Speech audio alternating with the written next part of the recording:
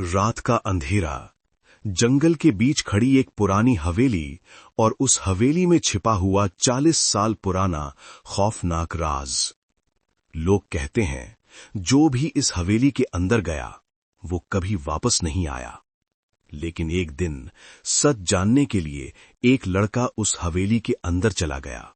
उसे नहीं पता था कि उस रात उसका सामना होगा एक ऐसी आत्मा से जो 40 साल से अपने बदले का इंतजार कर रही थी। तो अगर आपका दिल कमजोर है तो इस कहानी को यहीं छोड़ दीजिए, क्योंकि आज की कहानी है भूतहा हवेली का खौफनाक अंत। भूतहा हवेली, डर की शुरुआत। रात के लगभग 11 बजे का समय था। तेज हवा चल रही थी और आसमान में काले बादल गरज रहे थे। बारिश की बूंदें धीरे धीरे जमीन पर गिर रही थीं। एक सुनसान रास्ते पर अर्जुन अपनी बाइक से जा रहा था। अर्जुन एक यूट्यूबर था जो डरावनी जगहों पर जाकर उनकी सच्चाई पता करता था। उस रात उसका लक्ष्य था राठौड़ हवेली, एक ऐसी हवेली जिसके बारे में कहा जाता था कि वहां पिछले 50 साल से कोई जिंदा इंसान नहीं रहा और जो भी अंदर गया वो कभी वापस नहीं आया। हवेली का पहला दृश्य।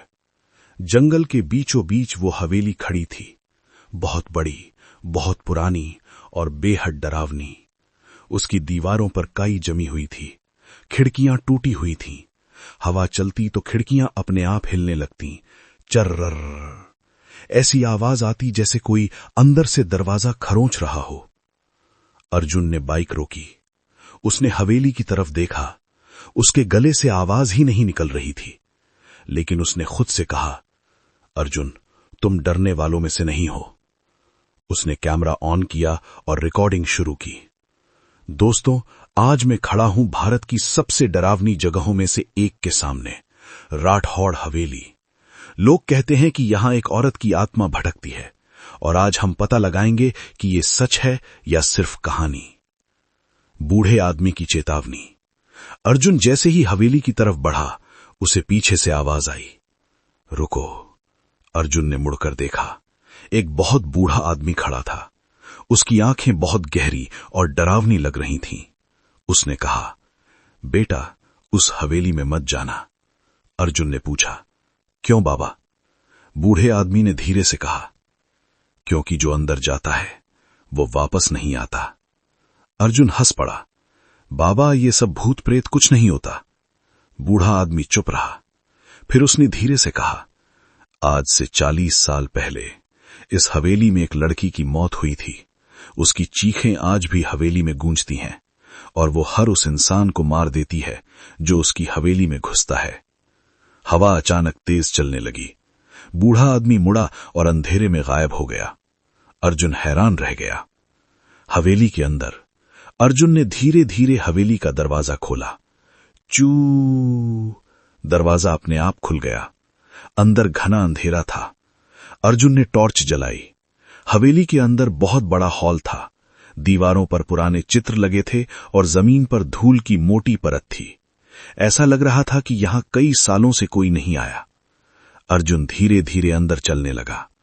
अचानक उसे ऊपर से आवाज आई, ठक ठक ठक, जैसे कोई ऊपर चल रहा हो। अर्जुन ने टॉर्च ऊपर की तरफ घुमाई, लेकिन वहां कोई नहीं था। उसका दिल तेज धड़कने लगा। तभी अचानक पीछे से दरवाजा धड़ाम से बंद हो गया। अर्जुन डर गया। कौन है? उसने जोर से पूछा, लेकिन जवाब में सिर्फ एक आवाज आई, हा हा हा हा हा हा। एक औरत की डरावनी हंसी। अर्जुन का खून जम गया। टॉर्च की रोशनी में उसने देखा सीढ़ियों पर एक सफेद साड़ी वाली औरत खड़ी थी। उसके बाल पूरे चेहरे पर फैले हुए थे और उसकी आंखें पूरी तरह काली थीं। और फिर वो धीरे धीरे सीढ़ियों से नीचे उतरने लगी। अर्जुन का कैमरा अभी भी रिकॉर्ड कर रहा था, लेकिन उसे समझ नहीं आ रहा था कि वो जिंदा बचेगा या नहीं। रात और भी गहरी हो चुकी थी। बाहर हवा जोर जोर से चल रही थी। हवेली की टूटी खिड़कियां हिल रही थीं और उनसे अजीब सी आवाज आ रही थी, चरर चरर। अर्जुन सीढ़ियों के सामने खड़ा था। उसकी टॉर्च की रोशनी सीधे उस सफेद साड़ी वाली औरत पर पड़ रही थी। वो धीरे धीरे सीढ़ियों से नीचे उतर रही थी। उसके कदमों की आवाज पूरे हॉल में गूंज रही थी। ठक ठक ठक। अर्जुन के हाथ कांपने लगे। उसने कैमरे की तरफ देखा और धीरे से बोला, दोस्तों, शायद ये वही आत्मा है जिसके बारे में लोग कहते हैं। लेकिन तभी टॉर्च की रोशनी अचानक झिलमिलाने लगी और फिर पूरा हॉल अंधेरे में डूब गया। अंधेरे में आवाज। कुछ सेकंड तक अर्जुन को कुछ दिखाई नहीं दिया। सिर्फ हवेली के अंदर गूंजती हुई एक आवाज सुनाई दे रही थी, तुम यहां क्यों आए हो? आवाज एक औरत की थी, लेकिन वो बहुत ठंडी और डरावनी लग रही थी।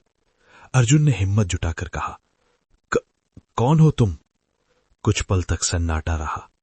फिर वही आवाज फिर आई, ये मेरी हवेली है और यहां आने वालों को मैं कभी जाने नहीं देती। अर्जुन का गला सूख गया। उसने जल्दी से टॉर्च दोबारा ऑन की। रोशनी जैसे ही चली, वो औरत गायब थी। सीढ़ियां खाली थीं। अर्जुन हैरान रह गया। हवेली का पुराना कमरा। अर्जुन धीरे धीरे ऊपर की मंजिल की तरफ बढ़ा। सीढ़ियां बहुत पुरानी थीं। हर कदम पर आवाज आ रही थी, कर कर। ऊपर पहुंचते ही उसे एक लंबा गलियारा दिखाई दिया। दोनों तरफ कई कमरे थे। एक दरवाजा थोड़ा खुला हुआ था। अर्जुन ने धीरे धीरे उसे धक्का दिया। दरवाजा खुल गया। कमरे के अंदर एक पुराना पलंग, टूटा हुआ आईना और दीवार पर एक बड़ी सी तस्वीर लगी थी। अर्जुन ने टॉर्च से तस्वीर पर रोशनी डाली। तस्वीर में एक खूबसूरत लड़की थी। उसने वही सफेद साड़ी पहन रखी थी। अर्जुन के शरीर में सिहरन दौड़ गई। ये वही औरत है, वो धीरे से बोला। डायरी का रहस्य। पलंग के पास एक पुरानी मेज रखी थी। उस पर धूल से भरी हुई एक डायरी रखी थी। अर्जुन ने उसे उठाया। डायरी के पहले पन्ने पर लिखा था, मेरा नाम माया है। अर्जुन पढ़ने लगा। डायरी। आज मुझे इस हवेली में 10 दिन हो गए हैं। राठौड़ परिवार ने मुझे यहां नौकरानी बनाकर रखा है, लेकिन यहां कुछ बहुत अजीब है। रात को मुझे ऊपर वाले कमरे से किसी के रोने की आवाज आती है और मुझे लगता है कोई मुझे देख रहा है। अर्जुन की सांसें तेज हो गईं। उसने अगला पन्ना खोला। आज मैंने हवेली का सबसे बड़ा रहस्य देख लिया। इस परिवार ने मेरे साथ धोखा किया है। उन्होंने मुझे यहां बंदी बनाकर रखा है। मैं यहां से भागना चाहती हूं, लेकिन मुझे डर है कि वो लोग मुझे मार देंगे। अर्जुन का दिल तेज धड़कने लगा। उसने अगला पन्ना खोला, लेकिन जैसे ही उसने पन्ना पलटा, अचानक कमरे का दरवाजा धड़ाम से बंद हो गया। अर्जुन घबरा गया और उसी समय आईने में उसे कुछ दिखाई दिया। आईने में वही सफेद साड़ी वाली औरत खड़ी थी, लेकिन इस बार उसका चेहरा साफ दिखाई दे रहा था। उसकी आंखों से खून बह रहा था और उसके होंठ धीरे धीरे हिल रहे थे। वो फुसफुसाई, उन्होंने मुझे मार दिया। अर्जुन का दिल जैसे रुक गया। उसने पीछे मुड़कर देखा, लेकिन कमरे में कोई नहीं था। फिर उसने दोबारा आईने की तरफ देखा और इस बार आईने में वो औरत अर्जुन के ठीक पीछे खड़ी थी। अचानक हमला।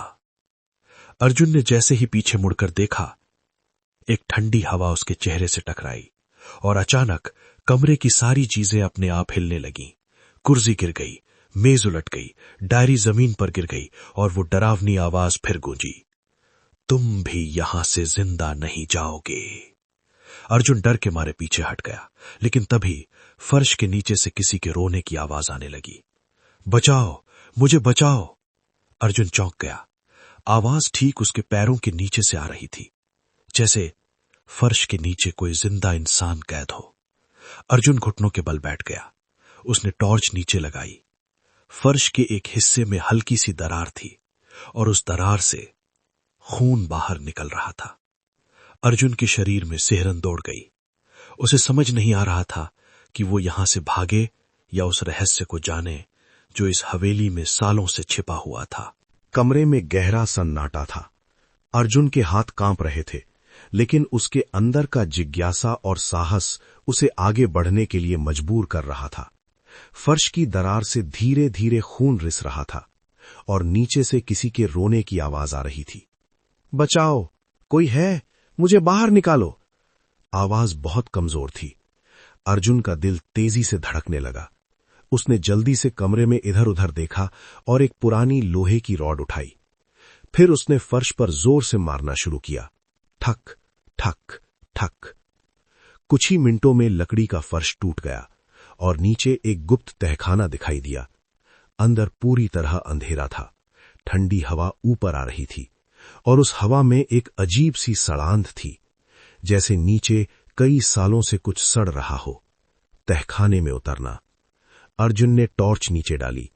वहां पत्थर की पुरानी सी सीढ़ियां थीं जो नीचे अंधेरे में जा रही थीं। उसने कैमरे की तरफ देखा और धीरे से कहा, दोस्तों, लगता है हवेली का असली राज यहीं छिपा है। उसने हिम्मत जुटाई और धीरे धीरे सीढ़ियों से नीचे उतरने लगा। हर कदम के साथ हवा और ठंडी होती जा रही थी। सीढ़ियां खत्म हुई। अर्जुन अब हवेली के तहखाने में खड़ा था। टॉर्च की रोशनी जैसे ही चारों तरफ पड़ी, उसके पैरों तले जमीन खिसक गई। डरावना दृश्य। तहखाने की दीवारों पर लोहे की जंजीरें लगी हुई थीं और उन जंजीरों से बंधे हुए थे मानव कंकाल। कम से कम 10-12 कंकाल। ऐसा लग रहा था जैसे उन्हें यहां कैद करके भूखा मार दिया गया हो। अर्जुन का गला सूख गया। हे भगवान, उसके मुंह से धीरे से निकला, लेकिन तभी उसे फिर वही आवाज सुनाई दी, मुझे बाहर निकालो। इस बार आवाज बिल्कुल पास से आई थी। अर्जुन ने टॉर्च घुमाई। तहखाने के कोने में एक लोहे का बड़ा पिंजरा था। उस पिंजरे के अंदर कोई बैठा हुआ था, रहस्यमय कैदी। अर्जुन धीरे धीरे पिंजरे के पास गया। जैसे ही टॉर्च की रोशनी अंदर पड़ी, अंदर एक बहुत बूढ़ा आदमी बैठा था। उसकी हालत बहुत खराब थी। लंबी दाढ़ी, कमजोर शरीर और आंखों में डर। अर्जुन चौंक गया। आप यहां कैसे? बूढ़े आदमी ने मुश्किल से कहा, जल्दी मुझे बाहर निकालो, वो आ जाएगी। अर्जुन ने जल्दी से पिंजरे का ताला तोड़ने की कोशिश की। कुछ देर बाद ताला टूट गया। बूढ़ा आदमी बाहर आया। वो कांप रहा था। अर्जुन ने पूछा, आप यहां कब से कैद हैं? बूढ़े आदमी की आंखों में आंसू आ गए। उसने धीरे से कहा, 40 साल। अर्जुन हैरान रह गया। 40 साल? बूढ़े आदमी ने सिर हिलाया। हवेली का असली सच। बूढ़ा आदमी बोला, मैं इस हवेली का नौकर था और माया भी। हम दोनों को इस परिवार ने यहां कैद कर दिया था। अर्जुन ने पूछा, क्यों? बूढ़े आदमी की आवाज कांप रही थी। क्योंकि हमने उनका राज देख लिया था। राठौर परिवार लोगों को यहां लाकर मार देता था और उनका धन लूट लेता था। अर्जुन के रोंगटे खड़े हो गए। और माया? बूढ़े आदमी की आंखों में डर भर गया। माया ने भागने की कोशिश की थी, लेकिन उन्होंने उसे यहीं इसी तहखाने में मार दिया। अचानक हवा बहुत तेज चलने लगी। तहखाने की सारी मोमबत्तियां अपने आप बुझ गईं। पूरा तहखाना अंधेरे में डूब गया। आत्मा का प्रकट होना। अचानक अर्जुन की टॉर्च बंद हो गई और उसी समय तहखाने में एक ठंडी आवाज गूंजी, तुमने मेरा सच जान लिया। अर्जुन और बूढ़ा आदमी डर से कांपने लगे। धीरे धीरे अंधेरे में एक आकृति दिखाई देने लगी। वो थी माया की आत्मा। इस बार उसका चेहरा और भी डरावना था। उसकी आंखें पूरी तरह काली थीं और उसके शरीर से खून टपक रहा था। वो हवा में तैर रही थी। माया ने गुस्से में कहा, इस हवेली में जो भी आता है वो कभी वापस नहीं जाता। बूढ़ा आदमी डर के मारे चिल्लाया, माया, हमें छोड़ दो। लेकिन माया की आंखों में सिर्फ नफरत और दर्द था। वो धीरे धीरे अर्जुन की तरफ बढ़ने लगी। अर्जुन का दिल जोर से धड़क रहा था। उसे समझ नहीं आ रहा था कि वो भागे या माया की आत्मा को शांत करने की कोशिश करे। लेकिन तभी तहखाने की दीवार अचानक हिलने लगी और उसके पीछे से एक और भी बड़ा रहस्य सामने आने वाला था। तहखाने में खड़ी माया की आत्मा धीरे धीरे अर्जुन की तरफ बढ़ रही थी। उसके चेहरे पर दर्द, गुस्सा और नफरत साफ दिखाई दे रही थी। हवा अचानक बहुत ठंडी हो गई। अर्जुन के हाथ पैर सुन्न होने लगे। बूढ़ा आदमी डर के मारे जमीन पर बैठ गया। वो कांपती आवाज में बोला, माया, हमें माफ कर दो। लेकिन माया की आंखों में सिर्फ आंसू और गुस्सा था। उसने धीमी लेकिन डरावनी आवाज में कहा, तुम सबने मुझे मरने के लिए छोड़ दिया। अर्जुन ने हिम्मत जुटाई। वो धीरे धीरे आगे बढ़ा। माया, मैं तुम्हारी मदद करने आया हूं। माया अचानक रुक गई। उसकी काली आंखें अर्जुन पर टिक गईं। मदद? वो फुसफुसाई। दीवार का रहस्य। तभी तहखाने की एक पुरानी दीवार अचानक हिलने लगी। पत्थरों के बीच से धूल गिरने लगी और धीरे धीरे दीवार का एक हिस्सा गिर गया। उसके पीछे एक छिपा हुआ कमरा दिखाई दिया। अंदर बहुत अंधेरा था, लेकिन टॉर्च की हल्की रोशनी में अर्जुन ने देखा, वहां जमीन पर एक पुरानी लाश पड़ी थी। लाश के पास एक सफेद साड़ी थी और उसके हाथ में वही डायरी का आखिरी पन्ना था। अर्जुन धीरे धीरे उस कमरे में गया। उसने पन्ना उठाया। उस पर खून से लिखा था, अगर कोई ये पढ़ रहा है तो समझ लो राठौड़ परिवार ने मुझे मार दिया। अर्जुन की सांस रुक गई। 40 साल पुराना अपराध। बूढ़ा आदमी धीरे धीरे उस कमरे के पास आया। उसकी आंखों से आंसू बहने लगे। ये माया की लाश है। अर्जुन ने पूछा, राठौर परिवार ने इसे क्यों मारा? बूढ़ा आदमी बोला, क्योंकि माया ने उनका सबसे बड़ा राज देख लिया था। वो लोग अमीर बनने के लिए यात्रियों को यहां बुलाते थे, फिर उन्हें मारकर उनका धन लूट लेते थे। अर्जुन का दिल बैठ गया। और माया? बूढ़े आदमी ने कहा, माया ने पुलिस को बताने की धमकी दी थी, इसलिए उन्होंने उसे इस तहखाने में बंद कर दिया और जिंदा दफना दिया। अचानक पूरा तहखाना कांपने लगा। माया की आत्मा जोर से चीखी, मुझे न्याय चाहिए। उसकी चीख इतनी भयानक थी कि अर्जुन के कानों में दर्द होने लगा। आत्मा का दर्द। माया की आंखों से खून के आंसू बह रहे थे। वो धीरे धीरे अर्जुन के सामने आकर रुक गई। 40 साल से मैं यहां भटक रही हूं क्योंकि मेरे साथ बहुत बड़ा अन्याय हुआ। अर्जुन ने धीरे से कहा, अगर मैं तुम्हें न्याय दिलाऊं तो क्या तुम इस हवेली को छोड़ दोगी? कुछ पल तक सन्नाटा रहा। फिर माया की आवाज आई, हां, लेकिन पहले तुम्हें सच दुनिया को बताना होगा। अर्जुन ने अपना कैमरा उठाया। उसने तहखाने, कंकाल और माया की लाश की रिकॉर्डिंग शुरू कर दी। मैं सबको सच दिखाऊंगा, उसने कहा। सबसे भयानक पल। लेकिन तभी अचानक हवेली के ऊपर से किसी के कदमों की आवाज आने लगी। ठक ठक ठक। अर्जुन और बूढ़ा आदमी चौंक गए। इस हवेली में तो कोई नहीं रहता, अर्जुन बोला। बूढ़े आदमी की आंखों में डर भर गया। वो धीरे से बोला, नहीं, कोई है, राठौर परिवार का आखिरी आदमी। अर्जुन हैरान रह गया। क्या? तभी तहखाने की सीढ़ियों पर एक लंबी काली परछाई दिखाई दी और एक भारी आवाज गूंजी, तुमने बहुत बड़ी गलती कर दी। अर्जुन का दिल जैसे रुक गया, क्योंकि 40 साल बाद राठौर परिवार का आखिरी वारिस वापस हवेली में आ चुका था। तहखाने की सीढ़ियों पर खड़ी काली परछाई धीरे धीरे नीचे उतरने लगी। उसके कदमों की आवाज पूरे तहखाने में गूंज रही थी, ठक ठक ठक।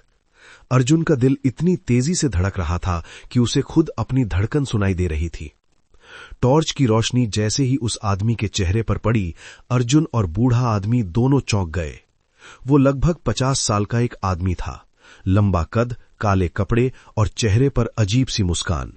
उसने धीरे से कहा, मेरा नाम विक्रम राठौड़ है और ये हवेली मेरे परिवार की है। सच का सामना। अर्जुन ने गुस्से में कहा, तुम्हारे परिवार ने कितने लोगों को यहां मार डाला? विक्रम हंसने लगा। उसकी हंसी बहुत डरावनी थी। तुम्हें पता है इस हवेली के नीचे कितने खजाने छिपे हैं? अर्जुन चौंक गया। विक्रम बोला, मेरे दादा और पिता यात्रियों को यहां बुलाते थे, फिर उन्हें मारकर उनका धन लूट लेते थे और उनकी लाशें इसी तहखाने में फेंक देते थे। बूढ़ा आदमी डर के मारे पीछे हट गया। तुम्हारा परिवार राक्षस था, उसने कहा। विक्रम की आंखों में गुस्सा आ गया, और आज तुम सब भी यहीं मरोगे। माया की आत्मा का गुस्सा। तभी अचानक हवा बहुत तेज हो गई। तहखाने में एक जोरदार चीख गूंजी। नहीं! माया की आत्मा विक्रम के सामने आकर खड़ी हो गई। उसकी आंखों में आग जल रही थी।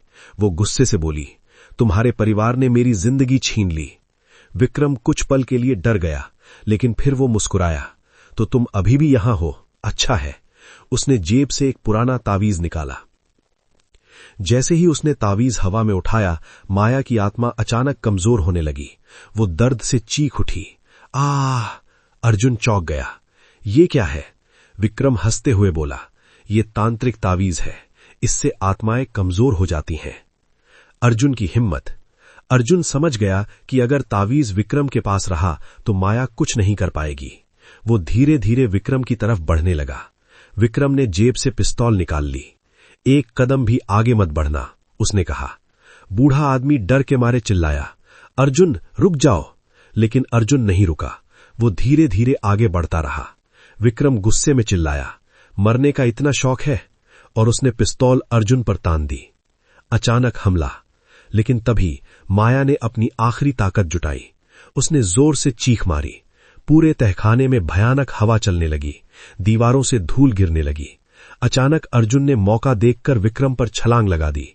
दोनों जमीन पर गिर पड़े। पिस्तौल दूर जा गिरी। तावीज भी जमीन पर गिर गया। जैसे ही तावीज जमीन पर गिरा, माया की आत्मा अचानक बहुत शक्तिशाली हो गई। उसकी आंखें लाल हो गईं। वो हवा में तेजी से घूमने लगी। विक्रम डर गया। नहीं, बदले की शुरुआत। माया धीरे धीरे विक्रम के सामने आकर रुक गई। उसकी आवाज बहुत ठंडी थी। अब तुम्हारी बारी है। विक्रम भागने लगा। वो सीढ़ियों की तरफ दौड़ा, लेकिन अचानक सीढ़ियों का दरवाजा अपने आप बंद हो गया। वो फंस चुका था। माया धीरे धीरे उसकी तरफ बढ़ने लगी।